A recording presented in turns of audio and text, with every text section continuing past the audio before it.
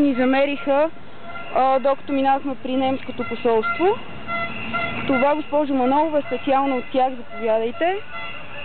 Ама, по този начин се излага си младо момиче. Снимайте какво по този начин вижте, госпожо, допускат ни вече.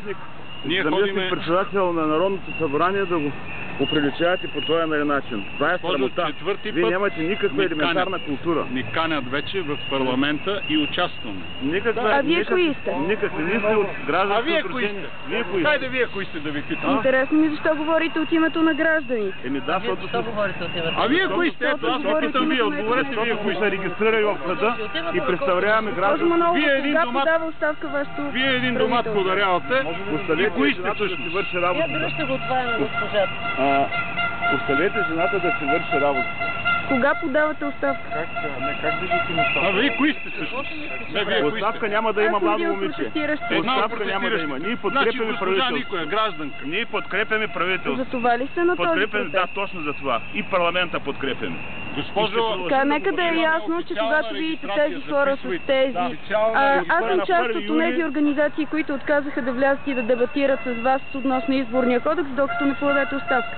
Моят въпрос е, кои организации влязоха? Това са и ваши организации. И защо имитирате дейност? Не е вярно това нещо, младо момиче. Защо се правите? Защо имитирате гражданско участие? Да давате неточен въпрос, госпожо. Вие ще присвоите правото да определяте кои са легитимни и кои не. За мен хората, които дойдоха в парламента са... Този цирк не го гледаме за първи път и по други закони е правено. Това е вашата оценка. Хората са легитимирани, кои бяха. Може би само аз съм обвинил. Като имена и като дейност. Да попитам, защото не е тук, аз не съм канила никога персонално. Вижте, нашето послание е много ясно. Ето, снимайте го. Снимайте го, нали? Ето това е нашето послание. Защо не сте, например, ви други депутати? Ами аз не съм спряла да... Какъв пример искате? Да последват. Смисъл да излязат. Депутати да излязат. Защо не последват? Задават един въпрос не особено конкретен, подвеждащ. Защо не последват другите примера? Депутати подвеждат въпроса. Ние сме поканени вече в парламента, легитимни, регистрирани от съда. Госпожо Манолова, убедена ли сте, че сме изпълнени с омраза? Разберете се, девойката казва, защо не стоите тук, вие ми се карате, защо съм тук. Не мога да прелетя. Минавам и се спрям да поговоря. Браво за което... Очаквам, че ще стигнете до положение, в което ще кажете, че вие сте единствено легитимните представляващи гражданското общество. Вижте, легитимни са онези над 100 000, които протестират 33-ти ден.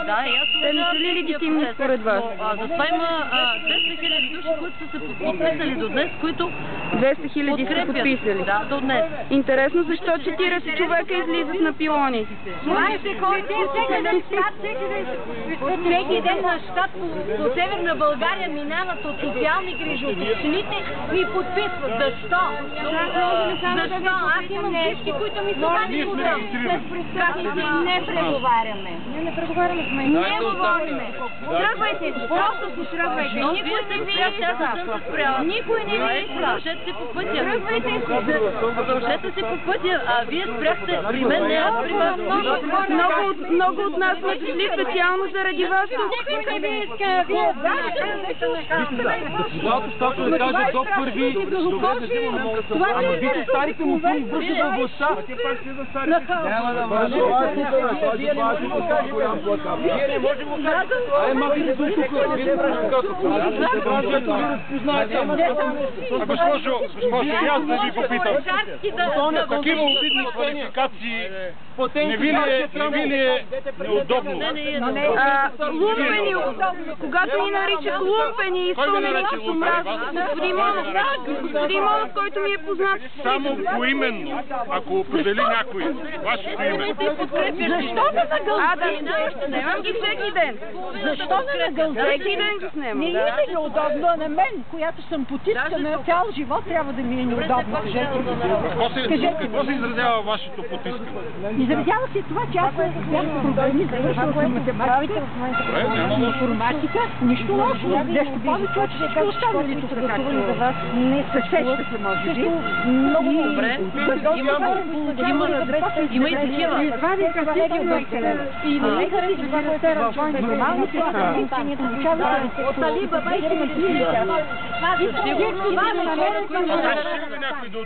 сигурно има и хора, които харесват.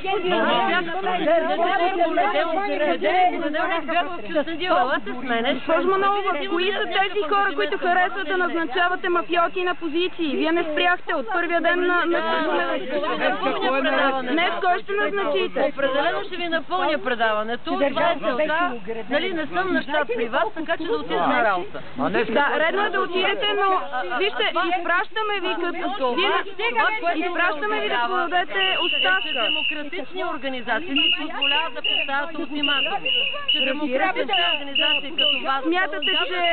Смятате, че демокрацията трябва да остави диктатурата.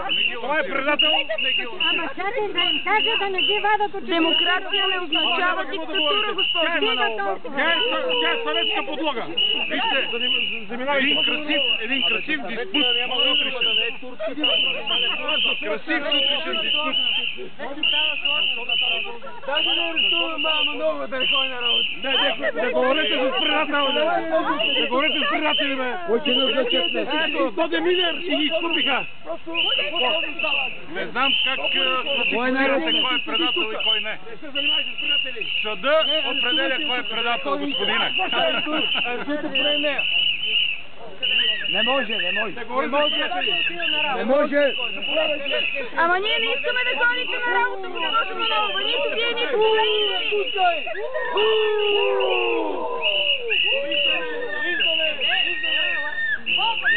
Ела ги снимай. Защото... За